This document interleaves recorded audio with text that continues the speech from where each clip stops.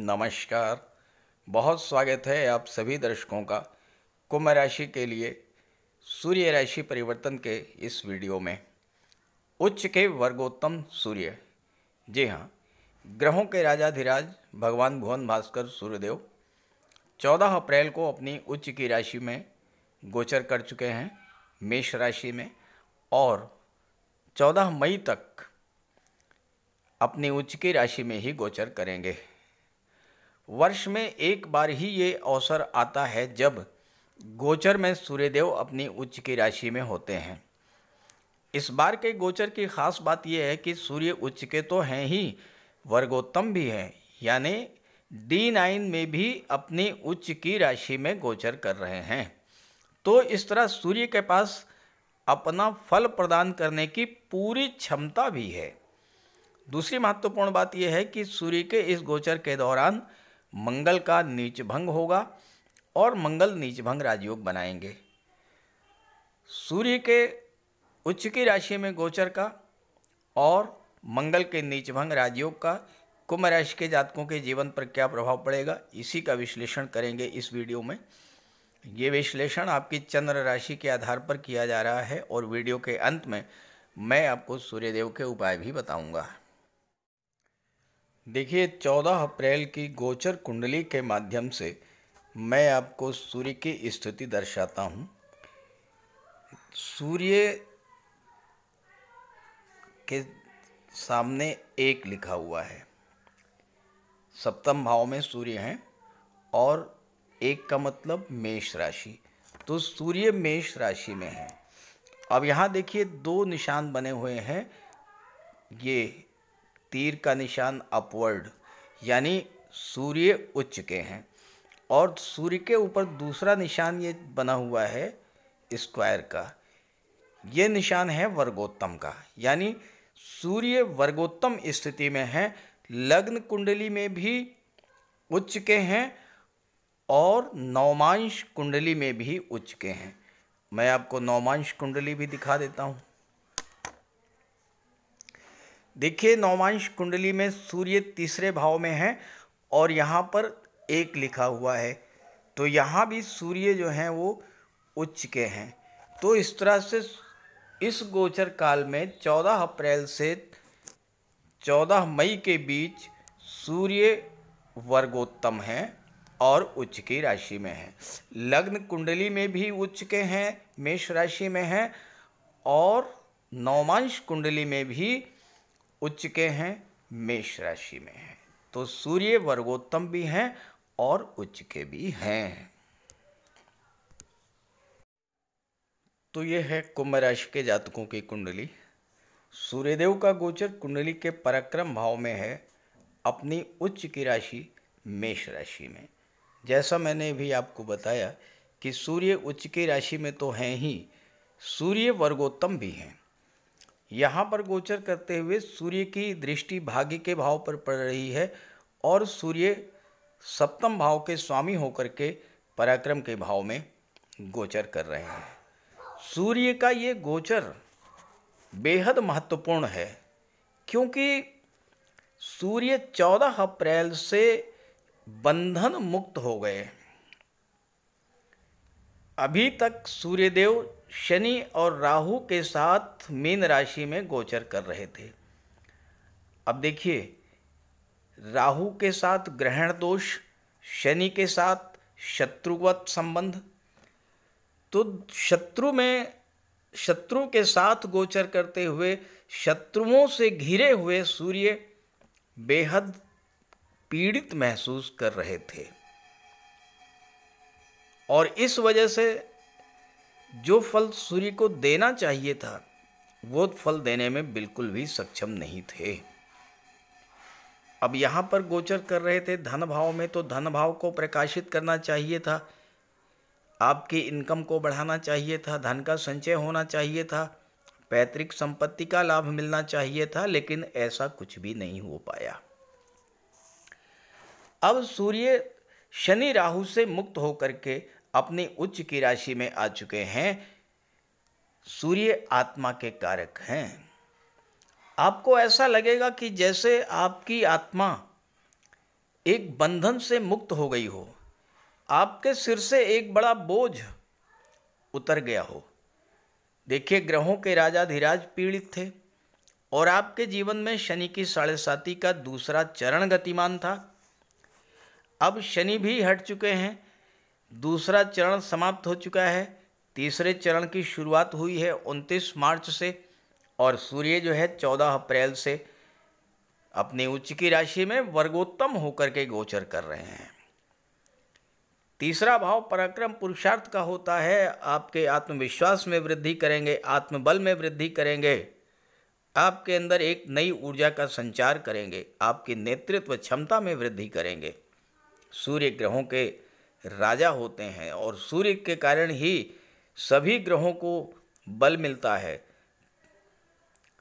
पृथ्वी पर जीवन सूर्य के वजह से ही है और यही सूर्य जब पराक्रम के भाव में गोचर करते हुए भाग्य के भाव को देखेंगे तो भाग्य भाव को भी प्रकाशित कर देंगे। अभी तक शनि लग्न में थे, शनि की दृष्टि दशम भाव पर पड़ रही थी। दशम भाव आपके कैरियर का होता है, आपके कार्यों में गतिरोध, कार्यों में बाधा, कार्यों की गति मंद हो जाना, कोई भी कार्य पूरा ना हो पाना, गवर्नमेंट का सहयोग ना मिलना, इस तरह की समस्याएं लगातार बनी हुई थीं। अब सूर्य मजबूत स्थिति में आ चुके हैं, भाग्य को प्रकाशित करेंगे, पराक्रम पुरुषार्थ में वृद्धि करेंगे, आपकी नेतृत्व क्षमता को बढ़ा देंगे। तो कार्य क्षेत्र में जो भी विघ्न बाधाएं रुकावटें बनी हुई थीं वो सभी पूरी तरह से समाप्त होंगी। कैरियर ग्रो करेगा, पिता और गुरु का आशीर्वाद मिलेगा, बॉस और सीनियर्स का सहयोग मिलेगा। जो लोग गवर्नमेंट से जुड़े हुए हैं, चाहे वो प्रशासनिक अधिकारी हों, चाहे वो राजनीति में हों, चाहे सरकारी सेवा में हों, सूर्य मान सम्मान में वृद्धि करेंगे। कोई महत्वपूर्ण जिम्मेदारी का पद आपको मिल सकता है, प्रमोशन का लाभ मिल सकता है और आपकी सोशल इमेज, आपकी स्टेटस, आपकी पावर और अथॉरिटी में वृद्धि करेंगे सूर्यदेव। सूर्य के इस एक माह के गोचर में दो और महत्वपूर्ण घटनाएं घटित हो रही हैं। सूर्य से दूसरे स्थान पर हैं देवगुरु, पहला और दूसरा, तो सूर्य को गुरु का भी बल प्राप्त है। अब गुरु लाभ के भाव के स्वामी हैं, इनकम के भाव के स्वामी हैं। तो इस समय आप अपने पराक्रम पुरुषार्थ, अपने कार्य करने की क्षमता, अपने आत्मविश्वास के बल पर न केवल धन का लाभ अर्जित करेंगे बल्कि धन का संचय भी करेंगे, क्योंकि गुरु लाभ के भी स्वामी हैं और धन के भी स्वामी हैं। तो आपकी इनकम भी बढ़ेगी, आपका रुका हुआ पैसा मिलेगा और फालतू के खर्चों में कटौती आएगी। शनि 12वें भाव के स्वामी होकर के धन के भाव में गोचर कर रहे हैं। गुरु धन भाव के स्वामी हैं, लाभ के स्वामी हैं। सूर्य को गुरु का बल प्राप्त है, भाग्य का साथ भी मिल रहा है, इनकम बढ़ेगी, धन का संचय होगा और विदेशों से धन का लाभ होगा। दूसरी महत्वपूर्ण घटना क्या हो रही है? मंगल आपकी कुंडली में 6ठे भाव में गोचर कर रहे हैं अपनी नीच की राशि में। सूर्य के प्रभाव से मंगल का नीच भंग होगा। देखिए, ज्योतिष शास्त्र का एक सूत्र है, एक सिद्धांत है कि अगर कोई ग्रह नीच की राशि में गोचर कर रहा है और दूसरा ग्रह जो उच्च की राशि में गोचर कर रहा हो उससे केंद्र का संबंध बन जाए, यानी 1, 4, 7, 10 का संबंध बन जाए, तो उसका नीच भंग हो जाता है। अब सूर्य से काउंट कीजिए, 1, 2, 3, 4, सूर्य से चौथे स्थान पर यानी केंद्र के स्थान पर हो गए मंगल, तो सूर्य उच्च के हैं इसलिए मंगल का नीच भंग हो गया। मंगल का नीच भंग होगा और मंगल नीच भंग राजयोग बनाएंगे सूर्य के प्रभाव से। अब मंगल 6ठे भाव में है, 6ठे भाव में तो मंगल शत्रुहंता होते हैं, तो आपके शत्रुओं को पराजित करेंगे। आप जहाँ भी कार्य कर रहे हैं, जो लोग आपके पीठ पीछे आपको नीचा दिखाने का प्रयास करते थे, ऐसे लोग अब आपसे परास्त होंगे आप ऐसे लोगों की पहचान कर लेंगे, क्योंकि गुरु की दृष्टि भी है। गुरु आपकी इंट्यूशन पावर को बढ़ा देंगे। आप ऐसे लोगों की पहचान कर लेंगे और ऐसे लोगों को परास्त करेंगे। ऐसे लोग आपसे घबराएंगे और दोबारा आपको नीचा दिखाने का प्रयास ऐसे लोग नहीं करेंगे। मंगल आपकी कुंडली में पराक्रम भाव के स्वामी हैं, तो पराक्रम पुरुषार्थ में तो वृद्धि करेंगे ही। दशम भाव के स्वामी हैं। दशम भाव का संबंध सूर्य और मंगल दोनों से है। सूर्य मंगल दोनों दिग्बली होते हैं। तो इस समय जो ये 14 अप्रैल से 14 मई का जो गोचर काल है, इस गोचर काल में आपके कार्य क्षेत्र में जो भी समस्याएं बनी हुई थीं, उन सारी समस्याओं को समाप्त करेंगे सूर्य और मंगल। मंगल की दृष्टि भाग्य के भाव पर, सूर्य की दृष्टि भाग्य भाव पर, भाग्य को प्रकाशित करेंगे। मंगल की दृष्टि विदेश के भाव पर, विदेश जाने का अवसर मिलेगा। खासकर मेडिकल और सर्जरी के क्षेत्र में, शासन प्रशासन के क्षेत्र में, राजनीति के क्षेत्र में आप विदेश जा सकते हैं। किसी प्रशासनिक सेवा में, किसी विदेशी कंपनी में आपको जॉब मिल सकती है। गेम्स और स्पोर्ट्स को लेकर आप विदेश जा सकते हैं। विदेश जाने के सपने भी इस समय आपके पूरे होंगे। कोई भी ग्रह अपने नक्षत्रों के माध्यम से फल प्रदान करता है। 14 अप्रैल को सूर्य जब मेष राशि में आए तो केतु के नक्षत्र अश्विनी नक्षत्र में गोचर कर रहे थे। केतु अष्टम भाव में हैं, तो सूर्य अष्टम का फल प्रदान करेंगे। अष्टम भाव का फल क्या होता है? गुप्त धन की प्राप्ति, रिसर्च के क्षेत्र में सफलता, DRDO से जुड़े हुए लोगों को सफलता, इंश्योरेंस, मार्केटिंग, शेयर मार्केट से लाभ, आकस्मिक रूप से धन प्राप्ति, ऐसी जगह से जहां से आपने कल्पना भी ना की हो, वहां से धन की प्राप्ति, ये सब कराएंगे सूर्य अश्विनी नक्षत्र में। 27 अप्रैल को अश्विनी नक्षत्र से हट करके और भरणी में आ जाएंगे। भरणी नक्षत्र के स्वामी शुक्र हैं। शुक्र भाग्य और चतुर्थ के स्वामी हैं, तो भौतिक सुखों में वृद्धि होगी। भाग्य का तो साथ मिलेगा ही मिलेगा। घर में सुख सुविधा के साधन आएंगे। घर में कोई धार्मिक या मांगलिक आयोजन में होगा। और इस गोचर काल में आप कहीं तीर्थ यात्रा पर, किसी धार्मिक यात्रा पर भी जा सकते हैं। और 11 मई को सूर्य कृतिका नक्षत्र में, अपने ही नक्षत्र में जब गोचर करेंगे, तो सप्तम भाव का फल प्रदान करेंगे। सप्तम भाव विवाह का होता है। विवाह का योग बनाएंगे। दाम्पत्य सुखों में वृद्धि करेंगे। व्यापार व्यवसाय को जबरदस्त ऊंचाइयों तक ले जाएंगे सूर्यदेव। हालांकि सूर्य ईगो और अहंकार के कारक भी होते हैं, तो आपको अपने ईगो और अहंकार पर थोड़ा नियंत्रण रखना पड़ेगा। लेकिन ये सूर्य का गोचर धन की दृष्टि से, धन के संचय की दृष्टि से, परिवार की दृष्टि से, दाम्पत्य सुखों की दृष्टि से, कैरियर, प्रोफेशन, भाग्य और संचित धन, आकस्मिक धन लाभ, भूमि भवन प्रॉपर्टी का लाभ, इन सभी दृष्टियों से बेहद अनुकूल है। इस गोचर का लाभ उठाइए और सूर्यदेव का उपाय अवश्य कीजिए। बात करते हैं उपायों पर।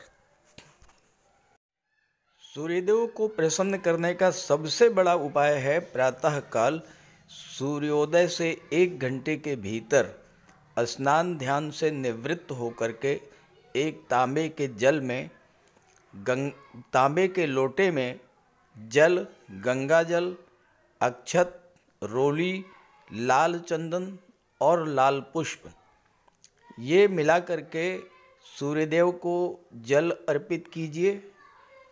3 बार में जल अर्पित कीजिए और ओम सूर्याय नमः का जाप करते रहिए। इसके बाद एक लाल आसन पर बैठ जाइए और गायत्री मंत्र का जाप कीजिए। सूर्य पिता के कारक होते हैं। अपने पिता का सम्मान कीजिए, पिता का आशीर्वाद प्राप्त कीजिए। भूल करके भी अपने पिता का अपमान मत कीजिए। अगर आप कर सकें तो रविवार को व्रत रखें, सूर्यदेव को जल अर्पित करें और लाल रंग के वस्त्र, गुड़ या चने की दाल का दान करें। पीले रंग के वस्त्र धारण करें और पीले रंग के ही खाद्य पदार्थों का सेवन करें। भगवान विष्णु की पूजा करें। जब भी घर से बाहर जाएं, थोड़ा सा मीठा खाकर उसके ऊपर पानी पीकर घर से बाहर निकलें। आदित्य हृदय स्तोत्र का पाठ करें और गायत्री मंत्र का जाप करें। इन सब उपायों को करने से सूर्यदेव प्रसन्न होंगे और सूर्य के सभी लाभ आपको प्राप्त होंगे।